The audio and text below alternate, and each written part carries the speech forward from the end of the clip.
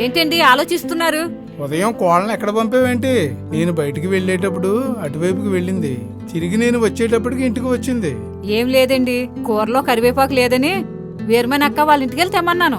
అంటే కరివేపాకు తేవడానికి కూడా గంట పట్టిందా? మంచి చెడ్లేవో మాట్లాడుకుని ఉంటారు.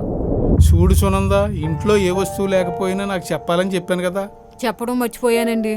చిన్న చిన్న వాటి గురించి ఇరుగు పొరుగు వారి ఇంటికి కోడల్ని పంపవద్దు. సరేనండి. మరి చిన్న కోడలు ఏం చేస్తుంది? మన రావన్నయ్య గారి ఇంట్లో ఫంక్షన్ ఉంటే వెళ్ళిందండి. పెళ్లికి పేరంటానికి వెళ్ళేటప్పుడు మీ ముగ్గురు కలిసి వెళితే చాలా హుందాగా ఉంటుంది. కలిసి వెళ్ళడం కుదరకపోతే ఆ కార్యక్రమానికి వెళ్ళడం మానేయండి. విడివిడిగా వెళితే గిట్టని వారు లేనిపోని మాటలు చెప్పి విడగొడతారు. కలిసి వెళితే చాడీలు చెప్పడానికి భయపడతారు. అర్థమైందండి. మావయ్య గారు, రామ్మా, నీ గురించే మాట్లాడుకుంటున్నాం. మరి నా గురించి మాట్లాడుకోవట్లేదా? సిద్ధు, నువ్వు కూడా వచ్చావా? డాడీతో ఒక విషయం మాట్లాడాలి. అందుకే నేను వచ్చాను. మావయ్య గారు, మీతో ఒక విషయం మాట్లాడాలండి. చెప్పండి, ఇద్దరు ఏం మాట్లాడాలనుకుంటున్నారు? మేము వేరుగా ఉండాలనుకుంటున్నామండి. నేను వదిన చెప్తున్న విషయం గురించే మాట్లాడదామని వచ్చానండి. పెద్ద కొడుకేమో నా ముందు మాట్లాడడానికి మొహమాటం, అందుకే పెద్ద కోళ్ళు వచ్చింది. చిన్న కోళ్ళకేమో సిగ్గు నా ముందు మాట్లాడడానికి, అందుకనే చిన్న కొడుకుని పంపింది. ఏమైందండి వీళ్ళకే?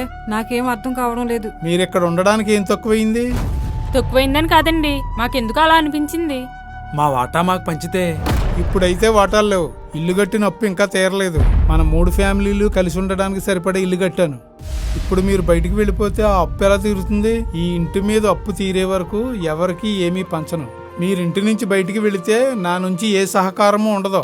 ఇక్కడి నుంచి వెళ్ళాలా వద్దా అన్నది మీ ఇష్టం. అర్థమైందా? అర్థమైందండి. నేను ఆలోచించుకొని చెప్తానండి. చూసావా సునందా, కరివేపాకు ఎంత కాటేయడానికి చూసిందో? అదేంటండి? మనది ఉమ్మడి కుటుంబం అని మన వీధిలో మనల్ని విడగొట్టడానికి చాలా కళ్ళు ఎదురు చూస్తున్నాయి. మనం బాధపడితే వాళ్ళకి ఆనందం. కరివేపాకు వెళ్ళి రావడానికి గంట ఎందుకు పట్టిందో నీకు అర్థమైందా ఇప్పుడు? బాగా అర్థమైందండి. నడు, కిందకి వెళదాం. కోడలు బయటికి వెళ్ళిపోయే నిర్ణయం తీసుకుంటే ఎలాగండి?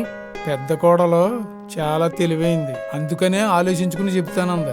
వేరే కాపురం పెడితే ఎంత ఖర్చు అవుద్దో ఏంటో తెలుసుకోలేనంత అమాయకురాలేం కాదు. అది నిజమేననుకోండి.